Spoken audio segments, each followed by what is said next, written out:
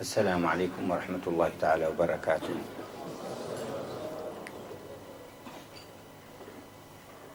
جزا الله عنا علماء الإسلام والشريعة خير الجزاء على حضورهم معنا في هذا المكان. May Allah reward all of the scholars of Islam that attended here tonight on our behalf. بارك الله لنا في حضورهم. May Allah bless us with their presence. وبارك الله في إخواننا المثقفين الحاضرين في هذا المحضر. And may Allah bless as well all of the other professionals that attended here tonight. وبارك الله في جهود المنظمين لهذا الاجتماع والساعين لهذا اللقاء. And everyone that took part in the organization of this event, may Allah place blessing in their lives. نحمد الله على كل ما جاد به وأنعم. We thank Allah subhanahu wa ta'ala for all of His blessings and generosity. وأن جعلنا نعيش على ظهر الأرض موصولين بمناهج السماء. And bless us to live on the face of this earth connected to the heavenly order. نعيش بين الخلق ونحيا بينهم ونتعامل معهم لكن بنور صلة بالخالق الذي خلقنا وإياهم. We live and walk on the face of this earth and live among people, dealing with them, but connected to the light of connection to the Creator of the heavens and the earth.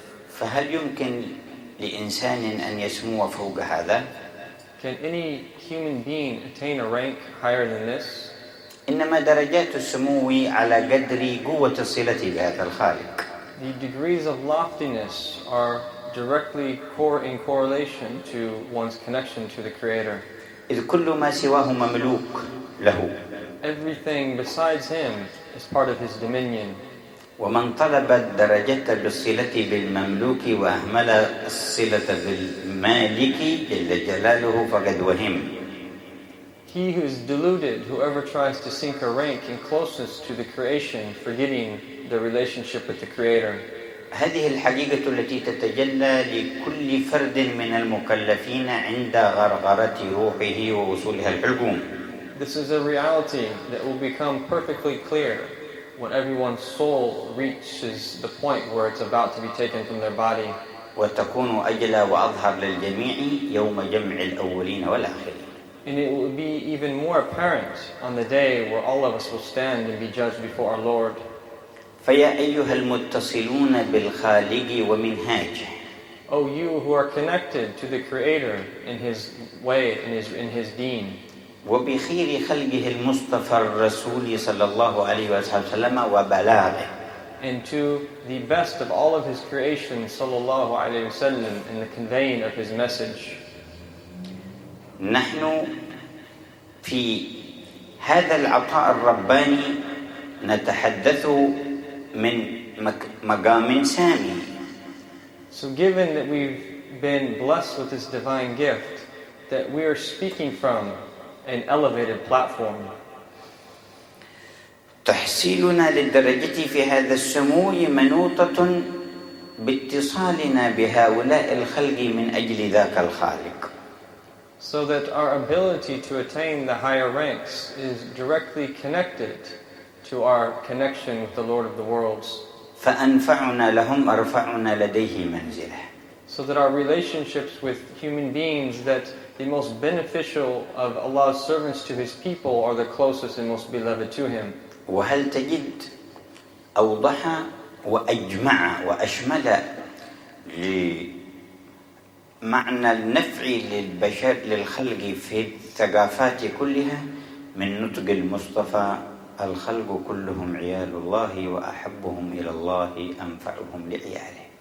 Have we ever seen a more comprehensive and clear statement clarifying the reality of the human endeavor when our Prophet ﷺ said that the most beneficial of them to Allah's dependents are the most beloved of them to Allah.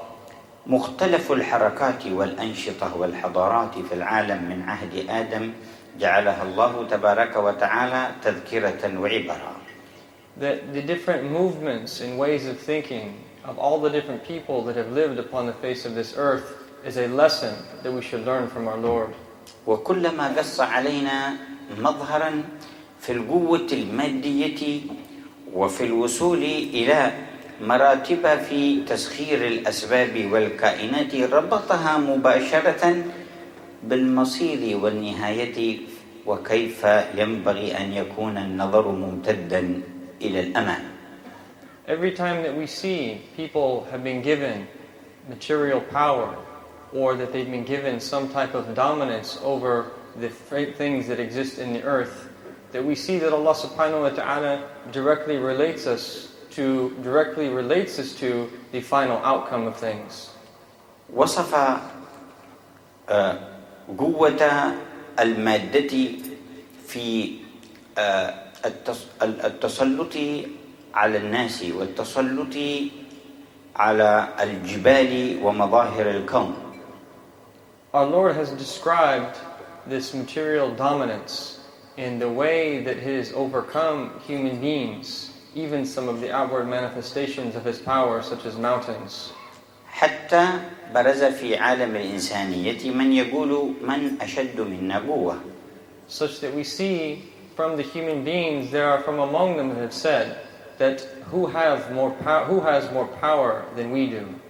ومن يتجاوز الحد ويقول أن ربكم الأعلى. And many of them, some of them have even exceeded the bounds and said, I am your Lord Most High. ومن يقول نحن أولو قوة وأولو بأس شديد. And some of them have said that we are people of power and we have the ability to extremely harm others. ومن أوتي من الكنوز ما إن مفاتيحه لتنوء بالعصبة أولي القوة. And that I have been given from the treasures that would take many people to even carry the keys to those treasures.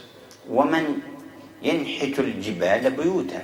And some of them were able to carve houses out of rock mountains. وعند ذكره لهذه المظاهر المتعلقة بالقوة والحضارة الإنسانية يربطها بأنه وسطها أضاء نور رسالة يرسلها من عنده لأولئك الخلق. And when Allah subhanahu wa ta'ala mentions these examples of dominance over creation and material power, He has related it to the light of the message of prophethood that He has sent among these people to live. ثم يحلل أن الخسارة انحصرت في الذين لم يستجيبوا لدعوة أولئك الرسل، وأن ما كان من خيرية أو منفعة انحصرت في الذين استجابوا للمرسلين.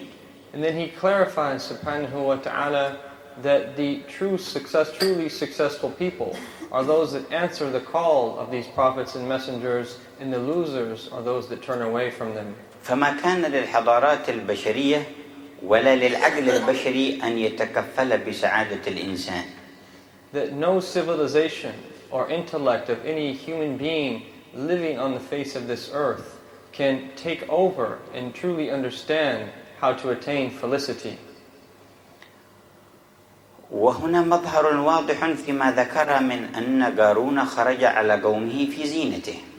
There's a clear example of this when they mention about Qalun, when he came out in his adorned state to his people.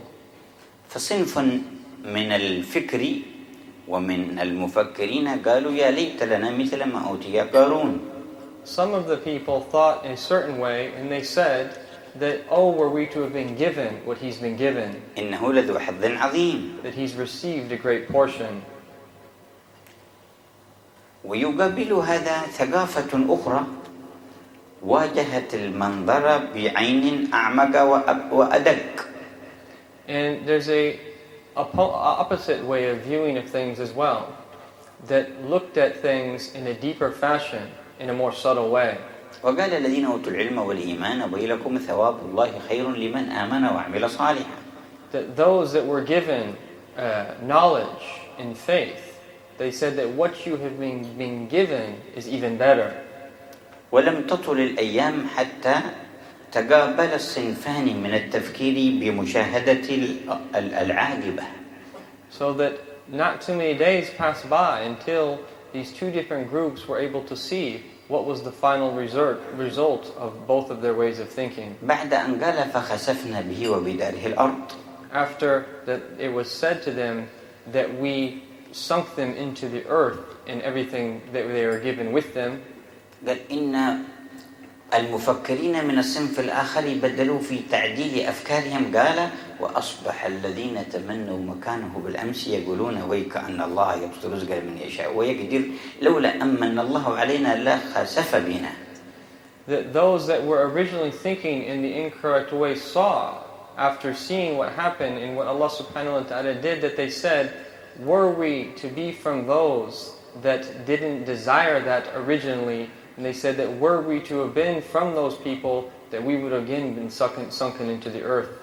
لم يزل الخالق يبرز مظاهر رحمته للبشرية بإرسال الرسل رسولا بعد رسول لإصلاح شأن البشرية.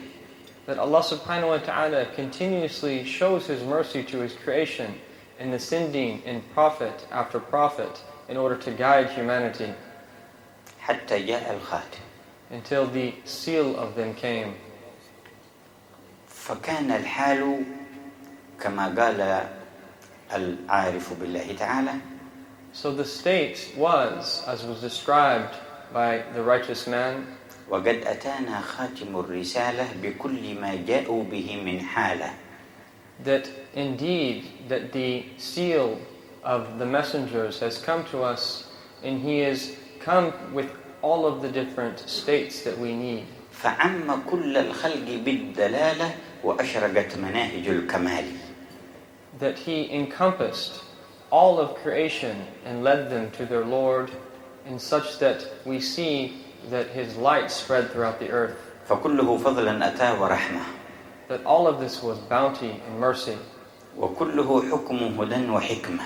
All of he was purely wisdom and mercy. وهو إمام كل ذي مهمة. And he is the imam of all of the people of duty. وقدوة في سائر الخصال. And the true example in all of the praiseworthy character traits. وما مضى حتى أقام الدين. And that he didn't return to Allah until he established the deen. وصار سهلا واضحا مبينا. And it was clarified and apparent. فلم تخف أمته فتونا. So his ummah didn't fear any trials. بل عصموا في الجمع عن ضلال.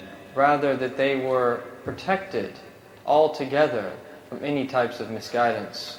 لن تجتمع أمتي على ضلالة. The Prophet said that my ummah will never gather together upon a misguidance. وكان من أسرار هذه الرسالة وخصوصياتها ما يشم شذاه في مجمعنا.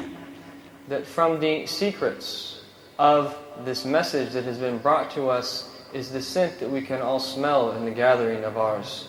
أول تلك الخصوصية أن الرسالة ما توجهت لجنس مخصوص ولا لبلد مخصوص ولا لقبيلة مخصوصة ولكن جاءت للعالمين كلهم.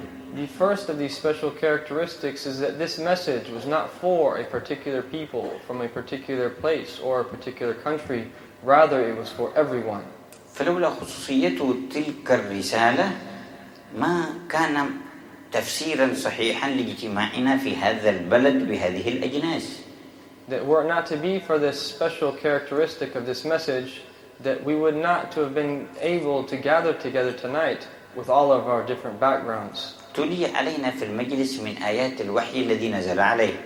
That we heard recited in this gathering some of the verses that were revealed to him. لولا خصوصية الرسالة في تكفل الرحمن بحفظ الوحي ما سمعنا هذا التلاوة. Were not to be from the special characteristic of this message that Allah has taken it upon Himself to preserve it, we would not have been able to hear these verses recited. أقام بيننا أسس التذاكر والتناصح والتذكر والتحاور والتشاور ولولا ذلك ما كان هذا التقديم وهذه الكلمات.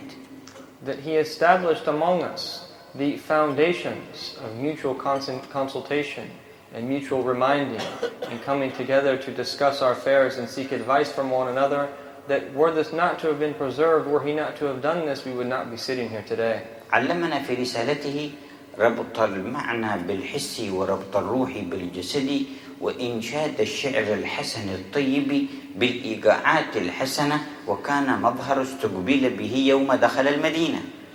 That he taught us sallallahu alaihi wasallam how to connect the inward to the outward, to connect the meanings connect this material to the spiritual. That he taught us, sallallahu alaihi wasallam, that we can even use beautiful words in a poetic form, using type of melodies along with that, and this was the way that he was received when he first came to Medina. فلولا تواتر هذا المعنى من الثقافة في رسالته ما استمعنا إلى هذا الإنشاد ولا طربنا به. Were it not to be that there were so many examples of this from his life, that we wouldn't be sitting here today listening to these beautiful poems. فكل خير نحصله له آثار من دعوة هذا المصطفى ورسالته. That all good that comes to us is a direct result from the message that our Prophet conveyed. فالعائش منا في أي زمن وهو يملك الصلة بالرب من الباب الذي فتحه والرسول الذي اختاره يجب عليه أن يدرك مهمته في الزمن الذي يعيش فيه وفي أي مكان يكون. So someone, any one of us that has been able to live the teachings of these meanings of this message in any time that they might have lived in, if they are connected to the Creator and to this message, that they have to realize the duty that is upon their shoulders, whatever time it be that they live in. ما يتوصل إليه الإنسان المؤمن من إدراك وفهم ووعي وبقية القوى والإمكانات مقتضى إيمانه يجب أن يسمو بها ليدرجها في سر صلة بالخالق. That everything that any individual believer has been given, any of their strengths, their abilities, their natural talents, that their success is being able to use these divine gifts, directly connecting them to the Lord of the worlds. ولذا نسمع في كلام سيدنا علي بن أبي طالب كلاما عن سوق المسلمين. This is why we see in the words of Sayyidina Ali ibn Abi Talib describing such an issue. والسوق مورد لتحصيل الربح المالي. In terms of his speaking about the marketplace, and this is a place where people earn a profit. وكل في من مختلف الأديان له سوق ويحرص على العمل في السوق. That despite one's religious background, that everyone has to work in business and do work in the marketplace. لكن ثقافة الصحابة المتلقاة عن صاحب الرسالة كيف تحدثت عن سوق المسلمين؟ But the way of thinking of the companions who took directly from the Prophet ﷺ, what was their outlook towards the marketplace? كان يقول سوق المسلمين كمصلى المصلين. That it used to be said that the souk, the marketplace of the Muslims, was like it was a prayer hall where people prayed. ظاهر الفكر الفرق شاسع وبعيد بين سوق ومصلى. That outwardly, if we think about this, that there's a vast difference between a prayer hall and between a marketplace. لكن سر رابطة السمو في الصلة بالخالق يمشي أثر سموها مع صاحبها حيث كان.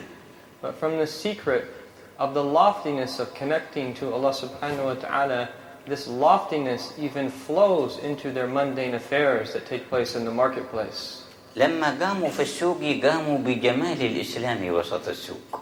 That when they interacted in the marketplace, that they reflected the beauty of Islam. ويوجدوا بنور الإسلام وسط السوق. And that others would find the light of Islam in the middle of the market. ووجدوا بعظمة الإسلام وسط السوق. And that they interacted and showed others the greatness of Islam in the middle of the market. ولهذا المعنى كان يقول سيدنا عمر بن الخطاب رضي الله عنه. And it is for this reason that Sayyidina Umar used to say, من لم يتفقه في ديننا فلا يبيع في سوقنا. Whoever doesn't learn the legal rulings of how to buy and sell, then he should not sell in the marketplace. أي لا يتصرف أحد من المسلمين في مجال في الحياة يشوه فيه جمال المنهاج. Meaning that no Muslim should interact in whatever function that they are performing in a way that would not show the beauty of Islam. كل من أراد أن يفتح مشروعا وعملا وينطلق في مجال في الحياة فليحمل أمانة أن يساعد على إبراز جمال منهج الرب. That anything that one does, any project, any business, whatever function that they want to perform, that it is an amana, a sacred trust upon their shoulders to show the beauty of Islam through it. وليحسن البلاغ عن محمد. And that they convey on behalf of the Prophet Muhammad in the best of ways. وليحسن التصوير للانتماء إلى صاحب هذه الرسالة. And that they show through their fact that they are adherents to his message, that others see and understand the beautiful form that it truly is. ولذا نجد مثل ثقافة الحسن البصري عليه رحمة الله تبارك وتعالى يعيب على أهل السوق بداية وجود الخلل. That this is why we see that Al-Hasan al-Basri, according to his outlook and understanding, that he warned the people of the marketplace when he started to see faults appear. فنريد أن نتصور ما الخلل في السوق المسلمين في العهد القريب من عهد النبوة. So we want to bring to mind then that what was this khala or this fault that was in the marketplace during the time that came right after the prophetic age. جاء رجل إلى الحسن البصري ووجده صلى مع أصحابه قال جئت من السوق ولم يصلي أهل السوق بعد. So that we see that a man came to Al-Hasan al-Basri and he was sitting among his companions, and when this man came to the marketplace he hadn't yet prayed. فقال ومن يأخذ دينه من أهل السوق. And he said that who will take his deen from those that are in the market? بلغني أن أحدهم يمنع أخاه فضل الدرهم يكون عنده. That it reached me that one of them prevents his brothers an extra dirham that he earned. الخلل تقصير في التكافل وتفقد الحاجات وبذل للمعروف. What was the fault? It was their inability to take care of the needs of others. عد هذا انحطاطا في مستوى المسلمين في سوقهم. This was considered to be the inhitat, or the depreciation of the state of Muslims in the marketplace. إذن فأسواق المسلمين مظهر من مظاهر الفضائل وحسن الشمائل. So that the Muslims' marketplace was a place that showed the true nature of Islam and the merit of its character. وكذلك يجب أن تكون مزارعهم. And that this is also the way that their farms should be. وكذلك يجب أن تكون مصانعهم. And also all of their industries as well. وكذلك يجب أن تكون حفلاتهم. And their gatherings. وكذلك يجب أن تكون صناعاتهم. And also the crafts. وكذلك يجب أن تكون تعاملاتهم. And their interpersonal dealings. إذن فنحن أمام مهمة لابد من إدراك واجبنا نحوها. So before us is a duty that it is necessary for us to realize it. ما أوتينا من وعي من إدراك من ثقافة من علم من قوة من إمكانية من قدرة على اختراع على ابتكار يجب أن يسخر تماما لبث نور الصلة برب العالمين. Everything that we've been given from intellect and from understanding and from the ability to invent and all of the other examples that he mentioned, that we have to use all of these God-given abilities to be a means for the realization of others, the light of connection to the Lord. قد كانوا يقولون المؤمن كالمطر أينما وقع نفع. They used to say that a true Muslim is like rain. Wherever it falls, it will benefit. وحمل هذا المعنى من إرادة إيصال الخير نجده في هدي النبي صلى الله عليه وسلم حتى مع المحاربين الذين يقاتلونه. In carrying this meaning, the desire to be a means for others to get close to the Creator, that we see that it was the way of the Prophet ﷺ to do this even with those who have waged war against the Muslims. كان إذا أرسل سرية يقول لأن تأتوني بإسلامهم أحب إلي من أن تأتوني بأموالهم وذررهم. That if he sent the companions on a military expedition, he would say to them that it is more beloved for you to come back with them as Muslims than to come with their wealth or to take concubines. واليوم الذي قال فيه لسيدنا علي لأن يهدي الله بك رجلا واحدا خير لك من حمر النعم. In the day that our Prophet said to Sayyidina Ali, for Allah to guide by means of you one man is better for you than red camels. هو يوم مواجهة لصنف من أشد الأعداء وأكثرهم خداعا ومكرا. It was the day when they were facing one of the worst enemies who were treacherous in some of their worst opponents. تنوعت أوجه أذاهم وخيانتهم قبل ذاك اليوم. There was multiple ways that they showed their treachery before that day. وتحصنوا بحصن حصين فيه قوة الحرب.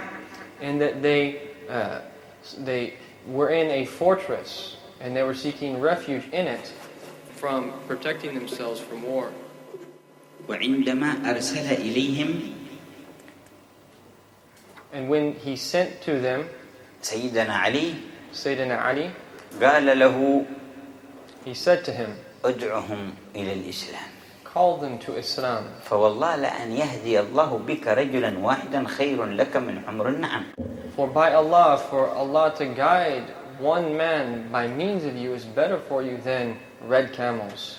فإخواننا أهل الثقافة والوعي والإمكانية الذين يعيشون في مثل هذه البلدان So our brothers that have all of these wonderful abilities and intellects and consciousness living in these places, لا أمام محاربين that no one is waging war against us, ولا أمام أهل مكر وحيلة للنيل منهم.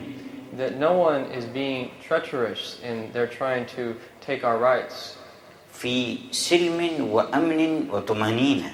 that we find ourselves in peaceful societies and tranquil and everything is serene, وتعاون على عدة من المصالح الظاهرية. and that we see that there's many that we are working they're working alongside with us for the general benefits of humanity. أما يتوجه الخطاب من صاحب الرسالة بالأمر بدعوتهم كما توجه في حالة الحرب وشدة المواجهة. So given this condition, that isn't it upon the believer to address them and to be able to call them to this message when he even did it with those that were waging war against him? ولننظر إلى ما عمل به أحد قادة الحرب من المشركين. And let's look at an example at one of the leaders, the generals of the polytheists, and what they did in a particular war. سيدنا ثمامة بن أثال كان مطاعا في قومه. Sayyidina Thumama, that he was someone listened and obeyed from his people.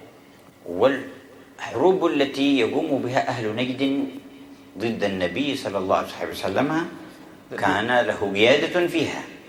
That he was a leader and a general in the wars that were taking place from the people of Najd against the Prophet sallallahu alaihi wasallam. أسره بعض الصحابة ولم يكونوا يعرفوه. That some of the companions took him prisoner and they didn't know who he was. فلما قدموا به المدينة عرفه رسول الله. When they brought him to Medina, the messenger of Allah knew him. هذا قائد من قواد الحرب ضده. That this is one of the generals of the army that was fighting against him. قال أتدرون من أسرتم؟ He said, do you all realize who you've captured? هذا ثمامة بن أثال. This is Thumama, المطاع في قومه. who is listened to and obeyed by his people. قال ثمامة أنا قلت له يا رسول الله. قال لا. He said, this is Thumama, let us kill him, O Messenger of Allah. But he said, no. فماذا نصنع به؟ Then what should we do with him? أحسن بقعة اختارها له. Then let's choose the very best place for him. قال في مسجد اجعلوه عند سارية من سوار المسجد. He said, let's place him in the mosque, in one of the pillars, next to one of the pillars. أمر أن يحسن إليه وأن يقوم في هذا المكان. That he ordered them to show excellence to him and to put him in this place. عرض عليه الإسلام فأبى. That he offered him to become Muslim, but he refused.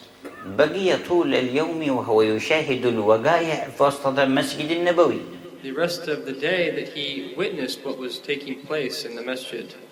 يسمع أذان بلال. He would hear the adhan of Bilal.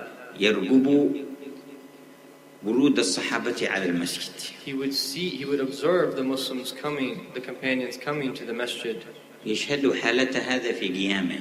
That he would witness so-and-so standing in prayer. وحالة هذا في ركوعه. And another companion bowing. وحالة هذا في سجوده. And another prostrating. وحالة هذا وهو يقرأ القرآن. And yet another reading Quran. وحالة هذا وهو يذكر الرحمن. And someone else remembering the All-Merciful. وتساعدهم وتعاونهم. And the way that they work together. وتفقدهم لأحوال بعضهم. and how they would take care of one another, وخشوعهم في الصلاة and their humble submissiveness in prayer, واصطفافهم للجماعة and the way that they lined up in straight rows in the congregational prayer, وخروج النبي بوجهه المنير and the way the radiant face of the Prophet came to pray with them, وتكبيره بصوته العظيم and his great voice and how he said Allahu Akbar, وتلاوته القرآن وهو في الصلاة والصحابة في خشوعهم حوله and the way that he used to recite the Quran in prayer while the companions were listening intently behind him. هذا الأسلوب غير ثقافة الرجل كلها. This way that the Prophet did with him completely changed the way he looked at things. عرض عليه الإسلام في اليوم الثاني. The second day he invited him to Islam.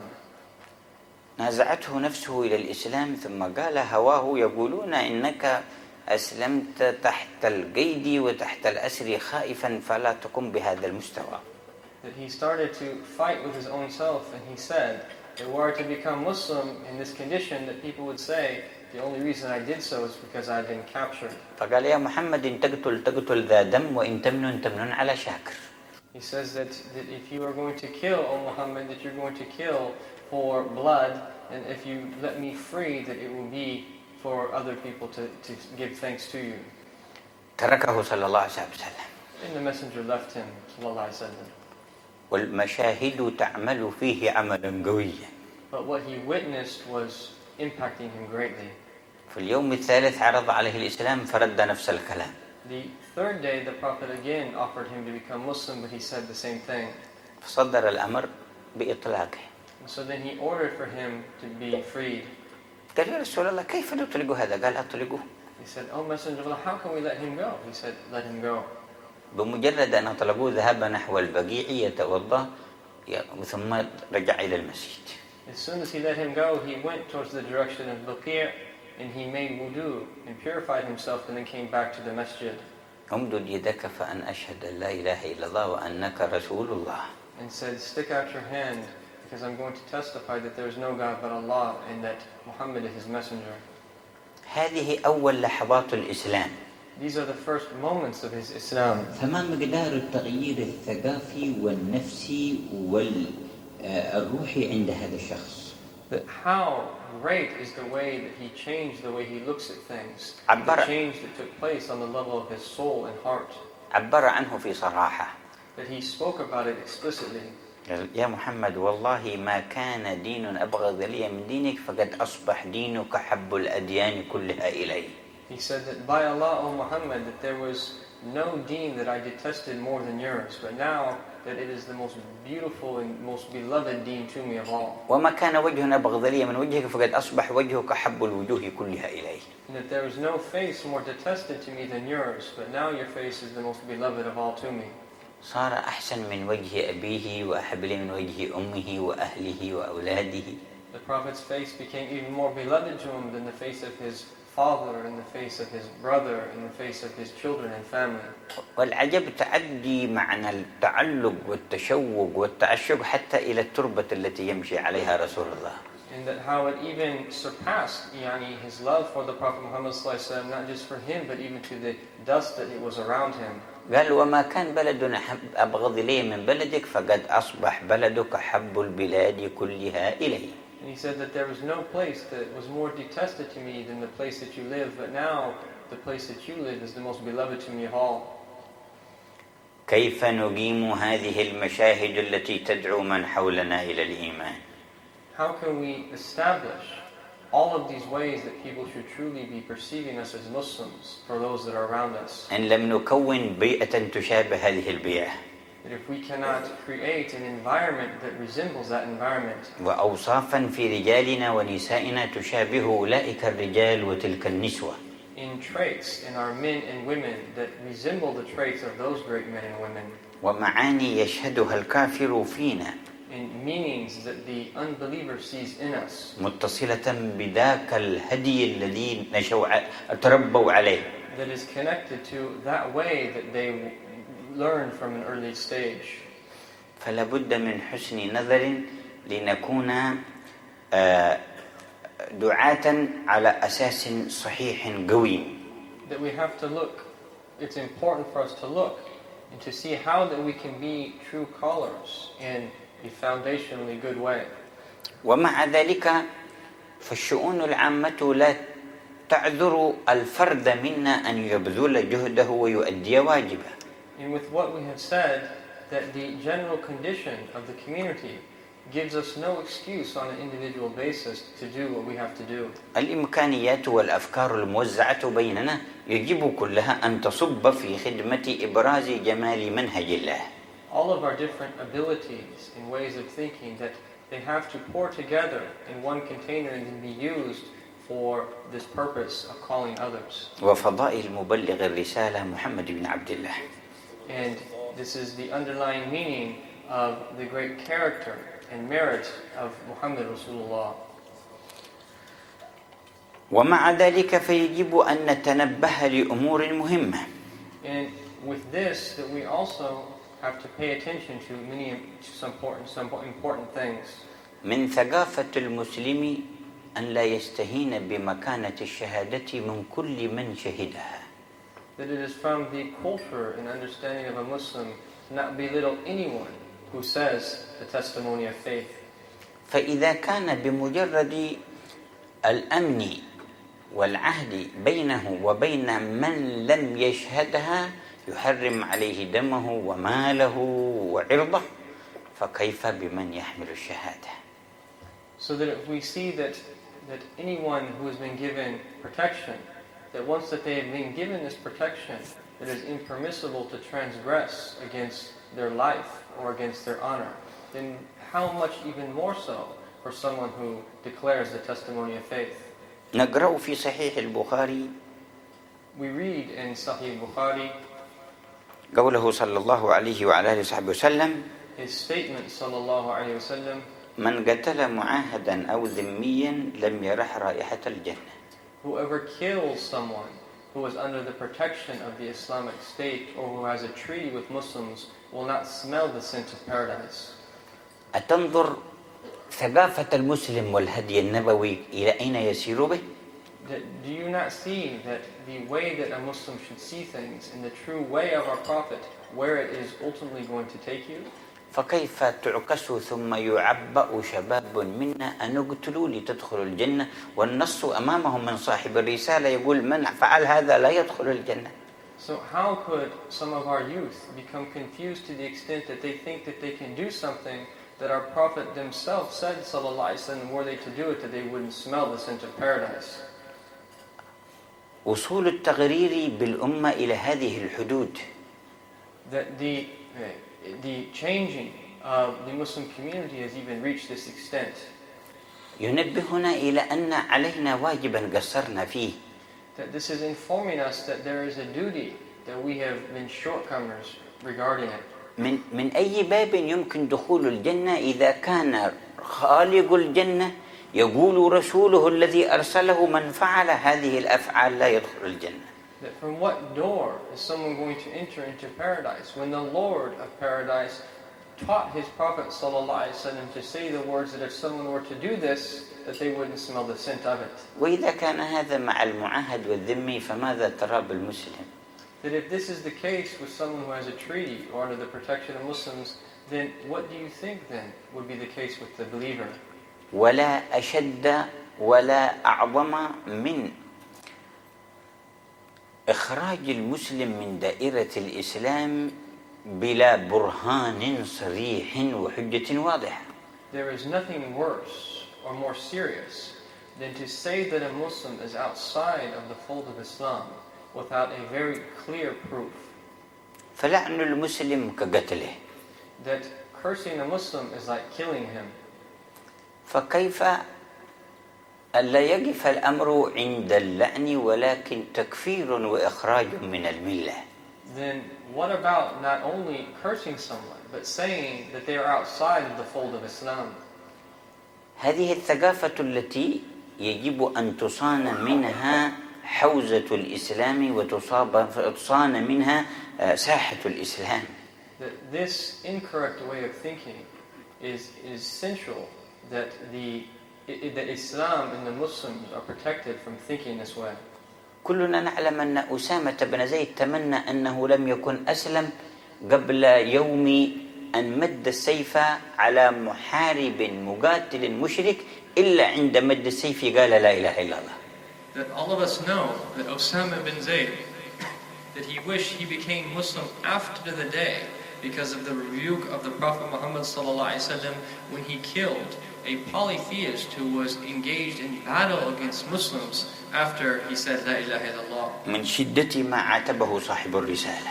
Because of the intensity of the rebuke of the possessor of the message, the conveyor of the message. ولما ذكر الحجة في أن القرينة قائمة على أنه يريد أن يتخلص من قتله فقط. And then when Osama said that the reason that he did this is because he only said it to be free from the sword. قال صاحب الرسالة هلا شققت عن قلبي. That the conveyor of the message said that, did you split open his chest? بعد رجوعهم من أحد كثر كلام المنافقين على النبي.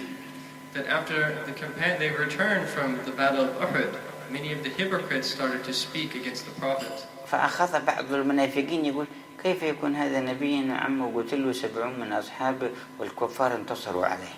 They said that how could he be a prophet when 70 of the companions were killed and the polytheists were victorious? ويبلبلون بالزعزعة قلوب المؤمنين. And that they were saying things trying to shake the faith of the believers. وجماعة من اليهود صرحوا وقالوا قد قلنا لكم وهذا وهذا وزادوا كلاما على النبي. And then even some of the Jews took part and said that we told you, and they increased what they had said originally. فجاء سيدنا عمر يستأذن في قتل أشخاص من اليهود وأشخاص من هؤلاء المنافقين. So that the Sayyidina Umar came to the Prophet and asked him permission to kill some of these individuals who were saying these things from the hypocrites and the Jews. فما قال صاحب الرسالة. What did the Prophet say? قال أما هؤلاء فبيني وبينهم عهد يعني اليهود. As for those, meaning the Jews, that there's a treaty between us. والكلام الذي بلغك ما يصل إلى حد نقض العهد حتى أتمكن من قتالهم. And he said that everything that you've heard that they said doesn't permit us to take their lives because of the truths that we have. يقول وأما هؤلاء فيقولون لا إله إلا الله. As for the others, they say La ilaha illallah. قال يا رسول الله إنهم يقولونه من ورائك يقولون عليك. That, Ya Rasulullah, that how could you say that when behind your back that they say something different? قالوا إن الله لم يأمرني أن أفتش على القلوب. He said that Allah has not ordered me to search in people's hearts. إن الله نهاني عن أن أقتل من قال لا إله إلا الله. Allah has prohibited me from killing whoever says La ilaha illallah. والإمام البيهقي في دلائل النبوة يروي وغيره قصة محلم بن جثامة. And that Imam al-Bayhaqi in Dalail al-Nubuwah, that he narrates the story of one of the companions. قتل رجلا لم يظهر عليه من آثار الإسلام إلا أنه نطق بالسلام فقال السلام عليكم. That he killed an individual that there was no outward sign that he was a believer. The only thing that he did was he said as-salam. لم يروه يصلي. He didn't see him praying. ولم يسمعوا منه الشهادتين. Nor did he hear him say La ilaha illallah Muhammadur Rasulullah. لكن لما كانوا في الطريق يمشون أقبل الرجل ومعه غنم. When he was walking in the path, that he saw this individual approach when he had some goats with him. فقالوا هذا من القبائل المحاربين فنستاق غنمه. He said that this is from the Arab tribes that have waged war against us, so let's take his goats. فلما قربوا منه قال السلام عليكم. That when he came close to him, that the other individual said Assalamu alaikum. فقال أميرهم بعد أن سلم هذه تحية المسلمين لا يمس أحد شيئا من غنمه ولا يقتله. The emir of the group said that after the fact that he said salam, that leave him alone and don't take any of his goats. فقال محلم بن جثامة يخدعكم هذا بكلمة ينطق بها خوفا منكم. He said, so Muhammad said to the emir that are you going to be deceived by this word that this man said so that he can protect his goats? فقتله. And then he killed him. وتبرأ منه بقية الصحابة. And the rest of the companions were free from what he did. ووصلوا النبي بمكة. And then the prophet the news reached him in Mecca. فلما أخبر بالخبر غضب. That when he was informed of this news, he became angry. وإذا بالوحي ينزل من السماء. And then he received revelation from heaven. ولا تقولوا لمن ألقى إليكم السلام لست مؤمنا تبتغون عرض الحياة الدنيا. Do not say to those who send you salams that they are not a believer, desiring something paltry from this world. فعند الله مغانم كثيرة تغركم غنيمات. Allah has many ways for you to attain great benefit. Are you going to be deceived by these small things like goats? فجاء محلم بن جسامة يقول استغفر لي يا رسول الله. And then Muhallil came to the Prophet ﷺ and said, seek forgiveness for me, O Messenger of Allah. قال قتلته بعد أن سلم عليكم؟ He said, did you kill him after he sent salams to you? قال نعم غرتني نفسي وظننت أنه كاذبا فاستغفر لي. He said, yes, myself deceived me and I thought that he was just lying, so seek forgiveness for me. فأبى أن يستغفر له. The Prophet refused to seek forgiveness for him. واشتد الأمر على محلم حتى مات بعد 3 أيام. And then this companion Muhallil, it was so difficult for him to bear this that he died 3 days later. فأمرهم أن يصلوا عليه وأن يدفنوه. The Prophet ordered some other companions to pray upon him and to bury him. فلما دفنوه لفظته الأرض. That when they tried to bury him, that the earth refused to let him be buried. فحفروا قبرا آخر دفنوه فلفظته الأرض. That they buried him in another grave, but he was thrown out again. وثالث مرة دفنوه فلفظته الأرض إلى ظهرها. The third time that he was actually also thrown out onto on top. أخبر النبي بالخبر. They informed the Prophet what happened. قال إن الأرض تقبل من هو شر منه.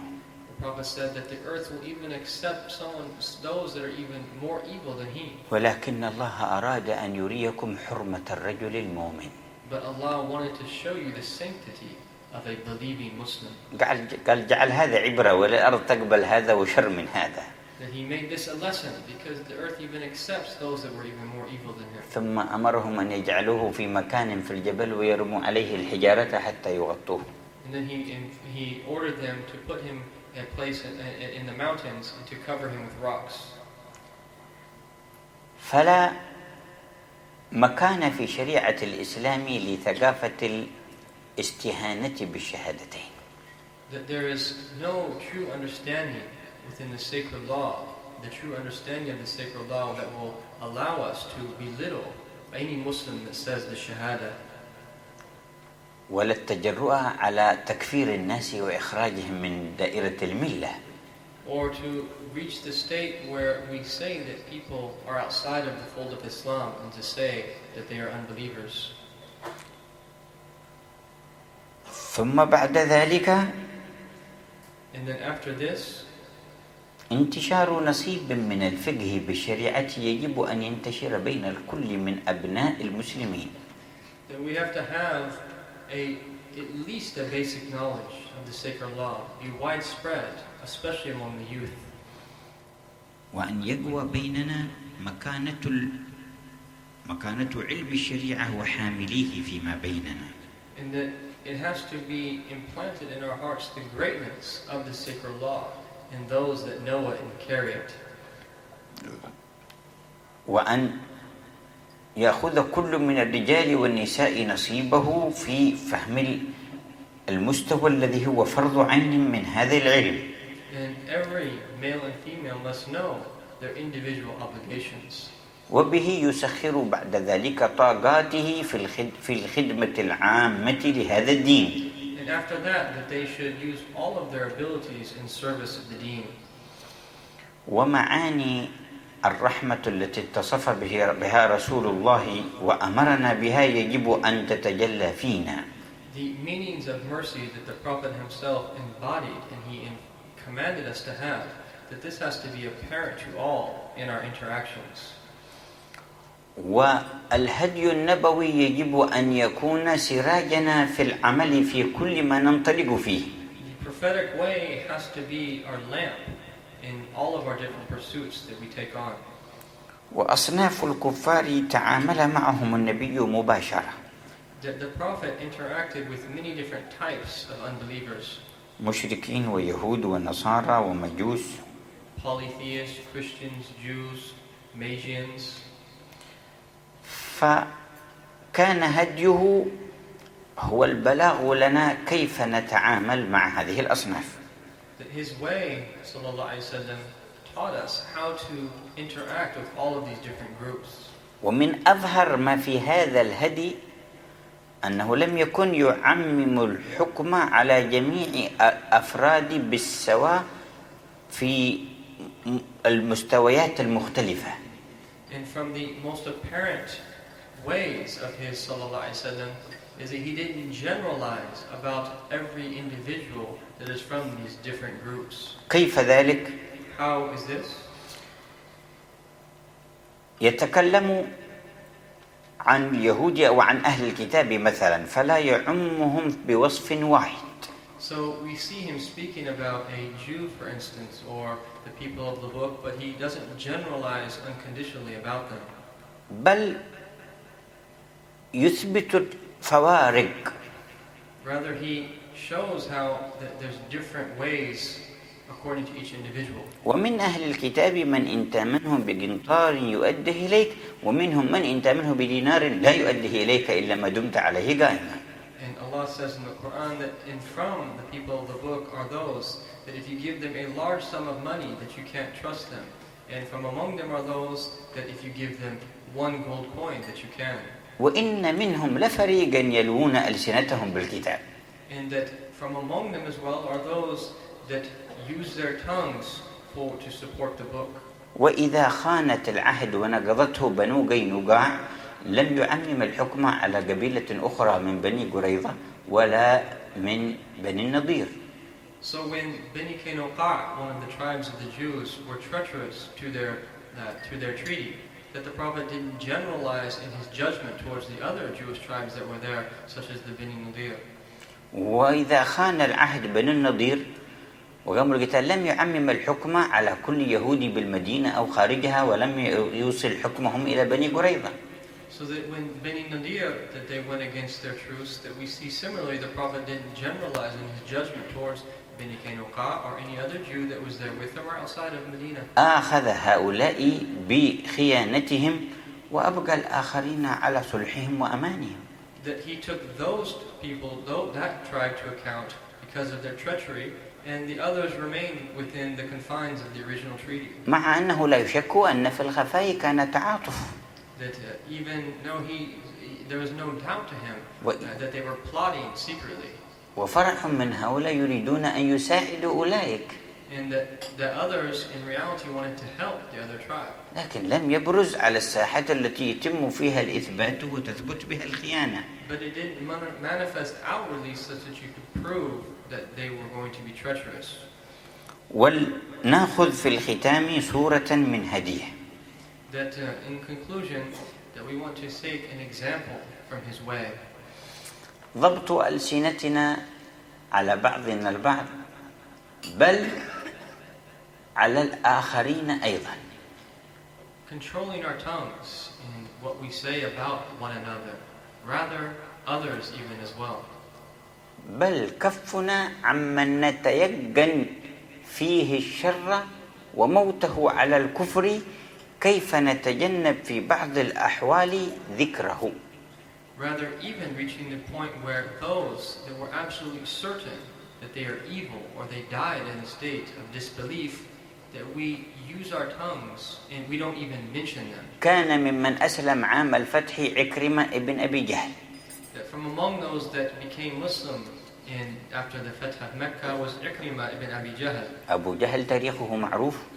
Everyone knows about Abu Jahl. كان أشد الأعداء لرسول الله بمكة. He was from the worst of the Prophet's enemies in Mecca. ومع ذلك طلب منه الأمان لعكرمة. Despite this, that someone came to seek protection for Ikrimah. وعكرمة قد فر. And he had already fled. يتوقع انتقاما يحل به. That he was afraid that they were going to take vengeance. وأعطى النبي الأمانة وطلبوا منه العلامة فأعطاهم من ثوبه علامة. So they asked the Prophet for him to be in a state of protection and asked him to even give a sign. So the Prophet gave him one of his garments to show that he could enter into Mecca in a protected state. أخذوا منه رداء أو خاتما وذهبوا به إلى عكرمة. هذه العلامة رسول الله تعالى يؤمنك. Rather, he took his ring or his mantle and they took it to Ikrimah and said that this is a sign that the Prophet has accepted your protected state. تطمنه أخته قالت جئتك من عندي خير الناس وأبر الناس وأوصل الناس. That even his sister said to him that I've come to you from the best of people, that is the most generous. لكن اسمع. But listen. قبل أن يقدم كلم النبي الصحابة. But before that Ikrimah returned, the Prophet said to his companions, قال إن إكرمة يأتيكم مؤمنا راغبا في الإيمان بالله ورسوله. He said that Ikrimah is going to come desiring to believe and to enter into Islam. فلا تذكروا أباه أمامه فإن سب الأموات يؤذي الأحياء. Do not even mention his father, because indeed cursing the deceased brings pain to those that are still alive. أي هدي هذا؟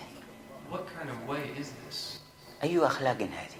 What kind of character traits are these? أي ثقافة هذه؟ What way of looking at things is this?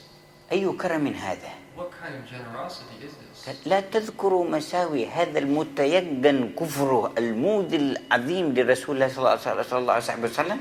قال لا تذكروا شيئا من مثالب أبيه أمامهم فإن سب الأموات يؤذي الأحياء. راعى مشاعره من قبل أن يأتي ويسلم. Don't even mention anything about this individual who was a vehement enemy that we're absolutely certain he died in a state of unbelief. When his son comes, don't mention anything to him about his father. فإن خرجنا عن هذا فمن الأسوة لنا؟ That if we divert from this way, that who is going to be our example? إن الله لم يختر لنا قدوة إلا محمد بن عبد الله. That Allah has only chose Muhammad bin Abdullah as our example. لقد كان لكم في رسول الله أسوة حسنة. Indeed, in the Messenger of Allah is a beautiful example. بل قال محبتي في اتباعه وتحصيلها باتباعه. Rather, that true love of me is in following him, rather the way that you're going to attain my love is by following him. فلا يحبني إلا من اتبعه. That no one will truly love me until they follow him. ومن اتبعه أحببته أنا. And whoever follows him, I will love him. قل إن كنتم تحبون الله فاتبعوني. Say that if you love Allah, then follow me. يحببكم الله ويغفر لكم ذنوبكم. And Allah will love you and forgive your sins. إذن فلا طريق لنا إلى الله إلا من هذا الباب. Therefore, there is no path to Allah except from this door. محبتنا لله باتباعه. Our love and true love for Allah is through following him. ومحبة الله لنا باتباعه. And the love of Allah for us is through following him as well. الله يجعلنا من المحبين المحبوبين. May Allah bless us to be those who love and are loved. فرصة طيبة أيها الأحباب. This has been a wonderful opportunity, oh dear beloved sisters and brothers. وسامحونا على التطويل. And forgive us for going too long. نجد سرورا بلقائنا بإخواننا وأحبابنا من أهل لا إله إلا الله في قارة أستراليا. We are very happy to meet with our brothers and sisters from amongst the believers that live here in Australia. بارك الله في مساعيكم وجمع قلوبكم وزادكم فضلا. May Allah bless you in all of your endeavors and gather your hearts upon one heart. ونرجو اللقاء أن يكون شاهدا لنا جميعا عند ربنا لا علينا. And we hope that this meeting will be a proof for us and not against us with the presence of our Lord. وحجة لنا يوم القيامة لا علينا. And a proof for us on the day of judgment, not against us. ويجعله مفتاحا لخيرات واسعة لنا ولكم وللأمة في المشارق والمغارب. And may Allah make it a key to the opening of much good for us and all of the other Muslims from the east to the west. سامحونا ولا تنسونا من دعائكم دائما وإنا إن شاء الله لكم داعون والعفو منكم. And forgive us and always keep us in your prayers and